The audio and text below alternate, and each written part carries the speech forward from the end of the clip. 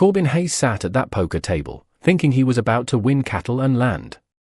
Instead, he won a 17-year-old Chinese girl whose eyes held more fire than fear. The old rancher stared at the deed in his weathered hands. But it wasn't for property. It was for a human being.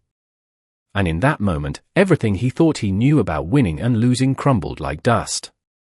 The smoky saloon had fallen silent, except for the crackling of the fireplace. 5 men around the worn wooden table, and Corbin held the winning hand. Aces over kings. He should have been celebrating. He should have been counting his money. But Jiang Wei, the Chinese trader, pushed forward a piece of paper instead of coins. "I got nothing left but this," Jiang said, his voice barely above a whisper. "My niece, she is a hard worker. She can cook. She can clean. She is worth more than any cattle." Corbin's throat went dry. He had come here to win enough money to buy breeding stock for his failing ranch. 3 years of drought had killed most of his herd, and at 45, he was running out of time to build something lasting. The other men at the table shifted uncomfortably, their chairs creaking against the wooden floor. "I don't want a girl," Corbin said, pushing the paper back across the table. "Keep your family," but Jiang's hands were shaking now. "Please, mister, I owe money to very dangerous men. They come tomorrow if I cannot pay." He didn't finish the sentence, but his meaning hung in the air like smoke. The saloon door creaked open, and a young woman stepped inside. She moved with purpose, her dark hair pulled back in a simple, tight braid, her dress simple but clean despite the dust of travel. This had to be Lin Mai. She looked directly at Corbin, and he saw something unexpected in her dark, almond-shaped eyes. Not desperation or pleading, but a quiet strength that reminded him of wild horses just before they decided whether to run or fight. "Uncle," she said in careful English, "you do not need to do this." Jiang turned to her with tears building in his eyes. There is no other way. These men, they will hurt us both if I cannot pay what I owe." Corbin studied the girl's face. She understood exactly what was happening, but she wasn't crying or begging. She was calculating, thinking through options like a seasoned poker player. There was intelligence behind those eyes and something else he couldn't quite identify. The other men at the table were growing restless. "Either take the bet or fold, Hayes," growled Flannery, the saloon owner. "We ain't got all night." Corbin looked at his cards again. A winning hand that could change everything, but not in the way he had expected. When he sat down tonight, he thought about his empty ranch, his empty house, his empty life stretching ahead of him. No wife, no children, no legacy to leave behind. But something about this girl's steady gaze made him pause. She was watching him with the intensity of someone trying to read his character, not his intentions. And what she saw there would determine more than just tonight's outcome. "What exactly are you asking me to do with her?" Corbin asked quietly. Jiang's eyes darted nervously around the saloon before he leaned forward. "She is a good worker, sir. She will help you with your ranch, cook your meals, tend your animals. She is strong, not like other girls who cry and complain." His voice carried the desperation of a man with no other options. Corbin felt the weight of every eye in the room. The other players waited for his decision, some amused by the unusual stakes, others clearly uncomfortable with the whole situation. Flannery drummed his thick fingers on the table, eager to see how this would play out. "I run cattle, not a boarding house for young women," Corbin said firmly. "What you're suggesting ain't proper."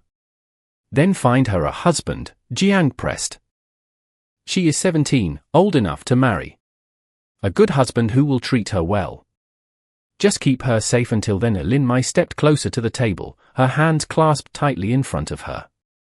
"I can speak for myself, Uncle." She turned to Corbin, and he was struck again by her composure.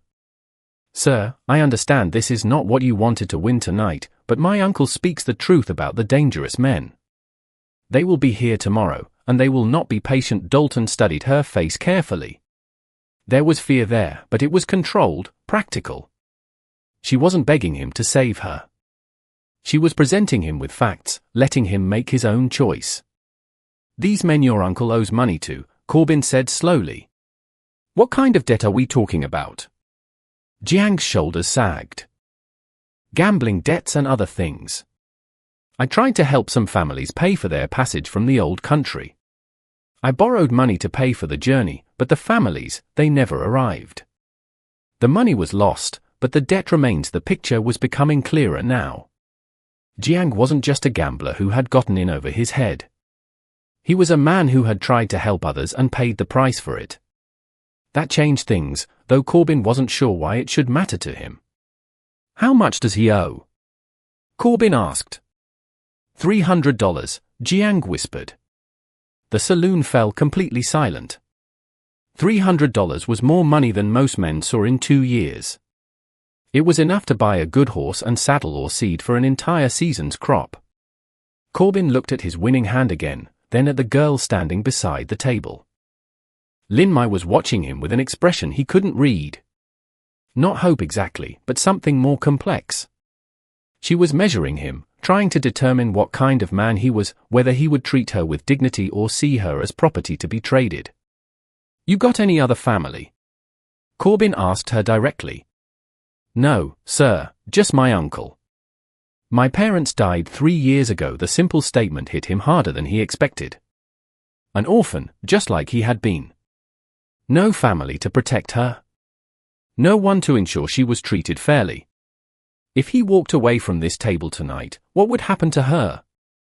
But taking responsibility for another person's life wasn't something he had planned for, and certainly not like this.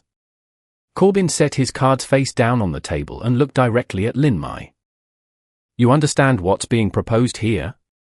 Your uncle wants to sign over your care to a complete stranger. For all you know, I could be worse than the men he owes money to. Something flickered in her eyes. Are you worse than them, sir?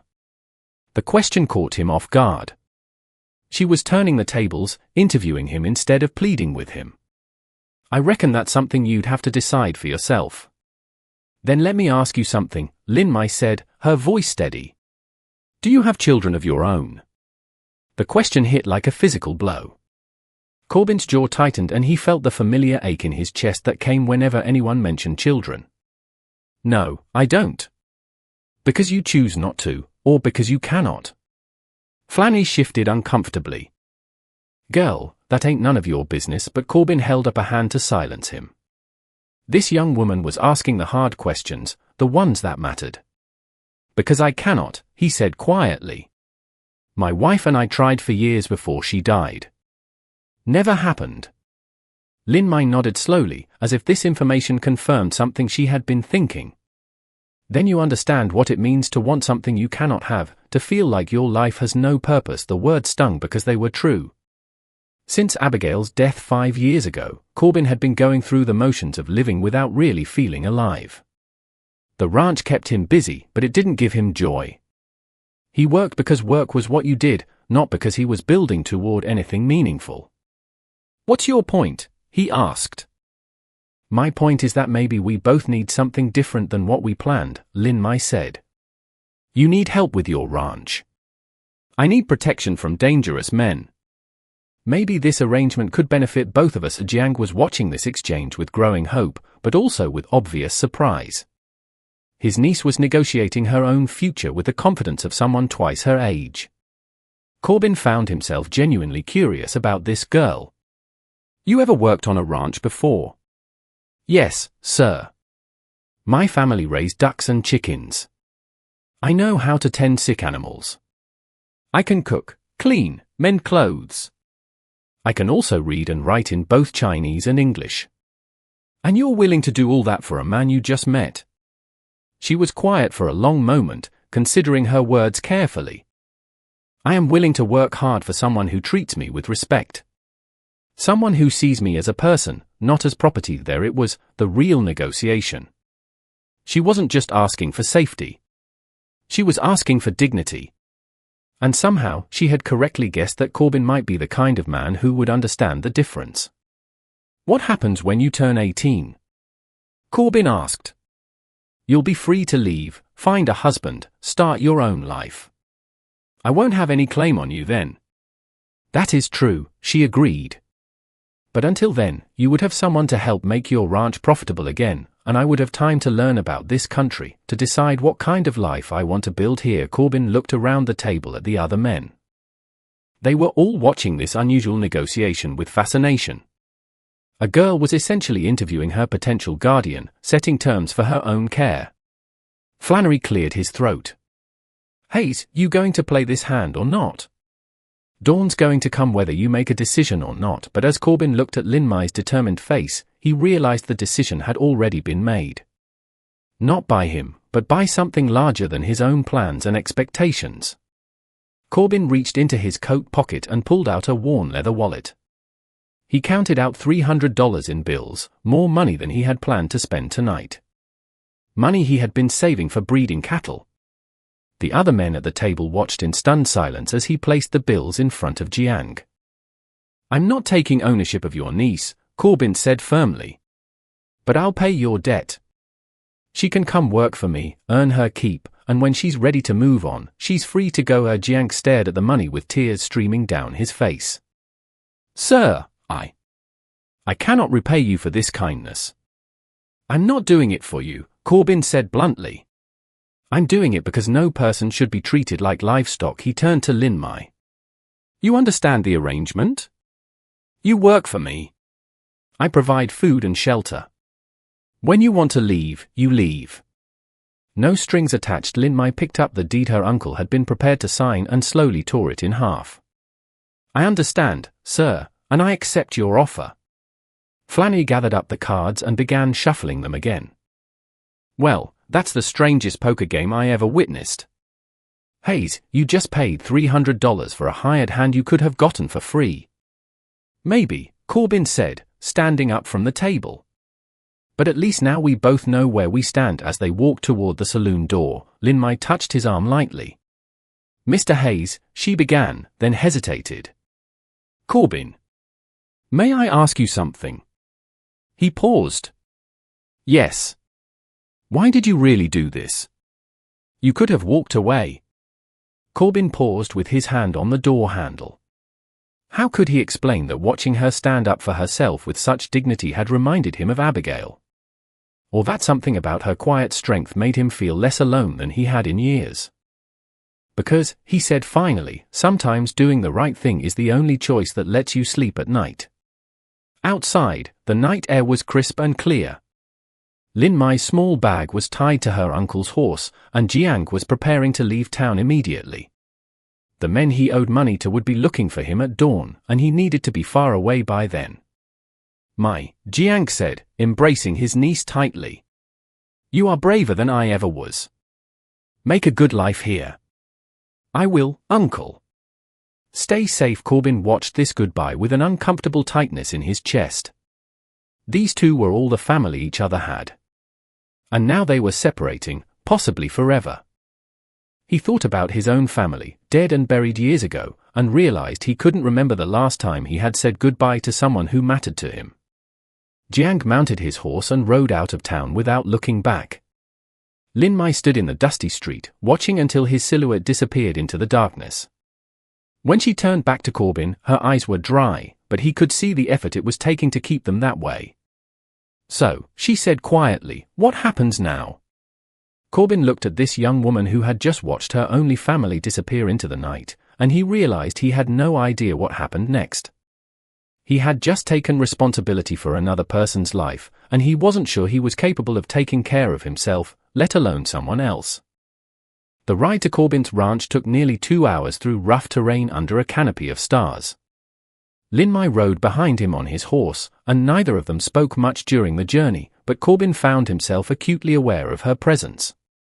The way she sat straight in the saddle despite her exhaustion, the way she observed everything around them without asking questions. When they finally reached his property, Corbin felt a familiar stab of embarrassment. The ranch looked worse at night than it did during the day, but even in the darkness, the signs of neglect were obvious: fences that needed mending, a barn door hanging crooked on its hinges, weeds growing where there should have been crops. It's not much, he said as they approached the main house. It has good bones, Lin Mai replied, studying the structure. Sometimes that is enough to build on. Inside, Corbin lit a lamp and looked around his home through fresh eyes. When Abigail was alive, this place had been warm and welcoming.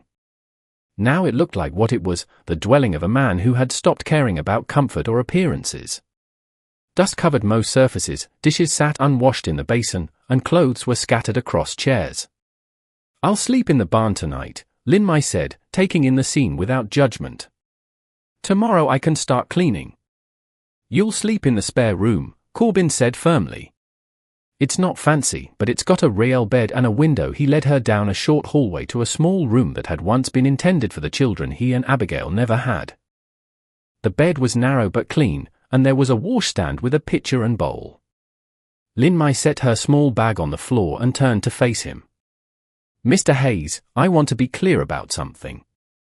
I am grateful for what you did tonight, but I do not want you to think that I owe you anything beyond honest work." Her directness caught him off guard again. "I wouldn't expect anything else." "Good. Because I have seen what happens to girls in my situation when men think they are owed more than work." She met his eyes steadily. "I would rather take my chances with those dangerous men than live that way." Corbin felt heat rise in his face.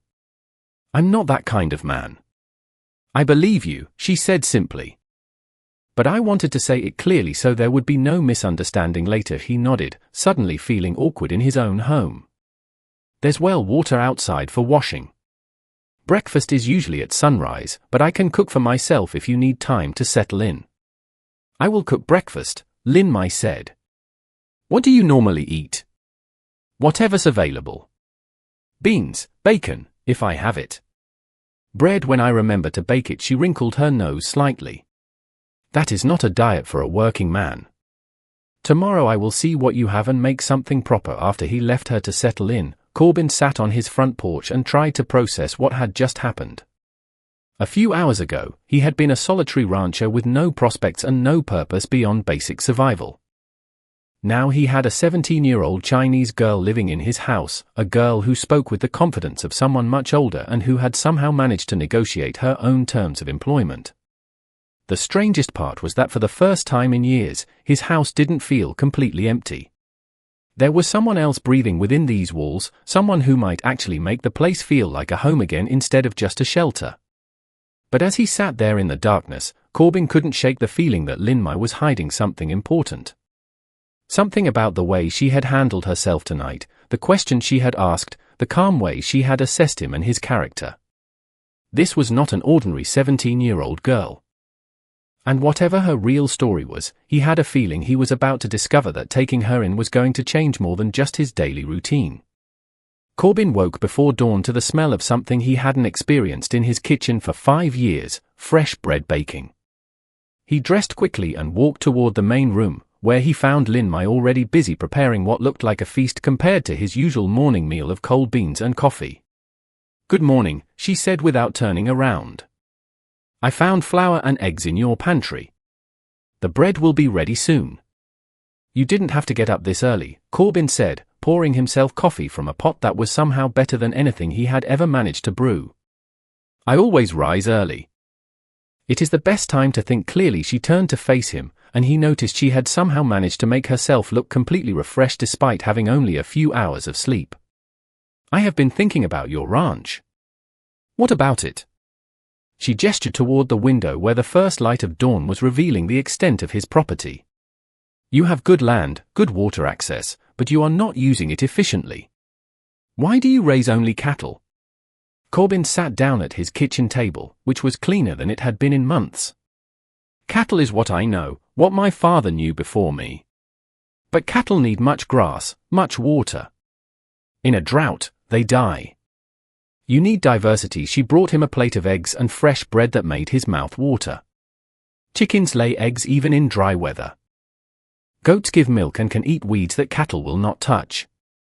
A garden provides food even when money is scarce." He took a bite of the bread and nearly groaned with pleasure. It was the best thing he had tasted in years. "You learned all this raising ducks with your family?" Something shifted in her expression just for a moment. Yes, among other things there was that feeling again, the sense that she was holding something back. But before he could pursue it, she continued with her assessment of his ranch. "Your fences need repair, but the posts are solid. Your barn needs attention, but the foundation is strong. You have been maintaining just enough to keep things from falling apart completely, but not enough to make them thrive. Her observations were uncomfortably accurate. Since Abigail's death, he had indeed been doing the minimum necessary to survive, nothing more. I suppose you have ideas about how to fix all that. I have many ideas. But first, I need to understand why you have given up. The directness of the question took his breath away. I haven't given up. Have you not? She sat down across from him with her own plate. You have good land, enough money to pay a stranger's debt, and clearly you know how to work hard. But you live like a man waiting to die. Corbin set down his fork, his appetite suddenly gone. My wife and I had plans. Big plans. We were going to build something lasting, something to pass on to our children. He trailed off, unable to finish the thought. When she died, and when it became clear there would never be children.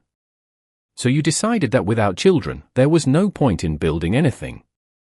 What's the point of building something if there's no one to inherit it?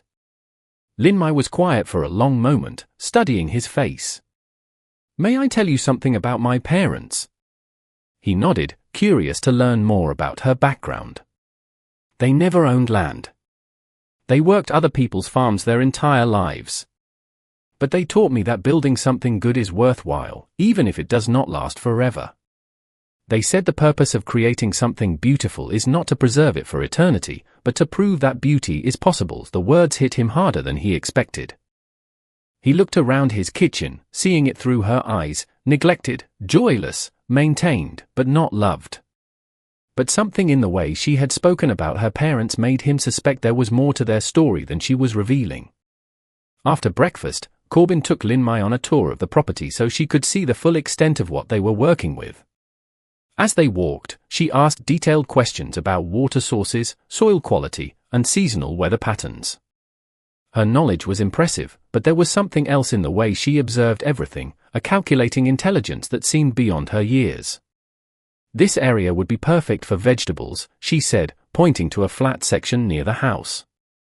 Good drainage, morning sun, protected from strong winds. You really think you can make a difference here? Corbin asked. I think we can make a difference here if you are willing to try something new. The word "weed" stopped him in his tracks. No one had included him in future plans for a long time. Why do you care? You could find work in town, marry some young man, start your own family. Why waste time trying to fix an old rancher's broken dreams? Lin Mai stopped walking and turned to face him directly. Because I understand what it means to lose everything and have to start over. Your parents' death. She was quiet for a long moment, and Corbin could see her wrestling with how much to reveal. My parents did not just die, Mr. Hayes. They were killed. The words hung in the air between them like a physical presence. Corbin felt his chest tighten. Killed how? By men who wanted our land. We had a small farm, a claim we worked hard for. Nothing fancy, but it was ours. Some wealthy ranchers decided they wanted our plot, our access to the creek. Her voice remained steady, but her hands clenched into fists. When my father refused to sell, they made it look like an accident. A fire that spread too quickly for anyone to escape. Dalton stared at her, beginning to understand the steel he had seen in her eyes from the first moment they met. You were there. I was visiting my aunt in the next town. When I came home, she took a deep breath. There was nothing left. No house, no parents, no proof of what really happened. The authorities said it was tragic but not suspicious. And my uncle Jiang, he tried to help me fight for justice, but we had no money for lawyers, no influence. The men who killed my parents were powerful, respected. We were just poor Chinese farmers. She looked out across Corbin's land. That is when my uncle started gambling, trying to win enough money to hire lawyers. Instead, he lost everything and ended up in debt to dangerous men. The pieces were falling into place now. This wasn't just a girl who needed protection from her uncle's creditors. This was someone who had already lost everything once and was determined never to be powerless again. Is that why you're really here? Corbin asked. To learn how to build something that can't be taken away. Partly. She met his eyes. but also because I recognize something in you that I see in myself. You have given up not because you lack the ability to build something great, but because you are afraid of losing it again. Her insight was uncomfortable in its accuracy. Maybe I have good reason to be afraid. Maybe you do. But fear is not a good reason to waste a life. They stood there in the morning sunlight, two people who had both been broken by loss, looking at land that could either represent a new beginning or just another disappointment. Corbin found himself wondering if this young woman might be right, if it was possible to build something meaningful even without the guarantee of permanence. If we do this, he said slowly, if we try to make this place thrive again, what happens when you're ready to move on? When you find someone to marry or decide to start your own farm? Lin Mai smiled for the first time since he had met her, and it transformed her entire face. Then you will have proven that you can build something beautiful, and maybe you will have the confidence to keep building even after I'm gone. But as they walked back toward the house, Corbin couldn't shake the feeling that there was still something she wasn't telling him. Something about her parents' death or her uncle's debts or her own plans for the future. Whatever it was, he sensed it would change everything when it finally came to light. 3 weeks later, Corbin could barely recognize his own property. Under Lin Mai's guidance, they had repaired fences, cleaned the barn, planted a vegetable garden, and even acquired a small flock of chickens. The ranch was beginning to feel alive again in a way it hadn't since Abigail's death. But it was more than the physical improvements. For the first time in years, Corbin had a reason to get up each morning beyond mere survival. Lin Mai worked alongside him with an energy and purpose that was contagious, and her presence had filled the empty spaces in his house with conversation, laughter, and the simple comfort of not being alone. That afternoon, as they were mending a section of corral fence, a rider approached from the direction of town. Corbin recognized him as Sheriff Thompson and felt his stomach tighten with worry. "Afternoon, Corbin," Thompson said, dismounting from his horse. "Mind if we talk?" "What's this about, Sheriff?" Thompson glanced at Lin Mai, who had stopped working but remained close enough to hear the conversation. "Been some men in town asking questions about a Chinese girl. Said she might be traveling with an older relative, possibly her uncle." Corbin felt Lin Mai stiffen beside him, though she didn't speak. "What kind of men?" "The kind that make people nervous. Well-dressed, well-armed, asking questions in a way that didn't leave much room for refusing to answer." Thompson adjusted his hat. "They seemed particularly interested in anyone who might have won something valuable in a poker game recently." The implications were clear. The men Jiang owed money to had tracked his movements to the saloon and were now looking for both him and Lin Mai. But something about Thompson's tone suggested there was more to the story. "Sheriff, you didn't ride all the way out here just to warn us about debt collectors?" Thompson was quiet for a moment, clearly uncomfortable. "Corbin, I've known you for 15 years. You're a good man, and I don't like getting involved in other people's business, but these men, they ain't just debt collectors." "What do you mean?" "I mean, they're carrying federal warrants for murder." Lin Mai's sharp intake of breath was barely audible, but Corbin heard it. He turned to look at her and saw that her face had gone pale. "Murder," Corbin repeated. "Seems there was a fire down in California a few years back. A Chinese family killed, their land claims stolen. The authorities down there finally got enough evidence to bring charges against the men responsible." Thompson looked directly at Lin Mai. "They think the girl might be a witness. Someone who can testify about what really happened." Now everything made sense.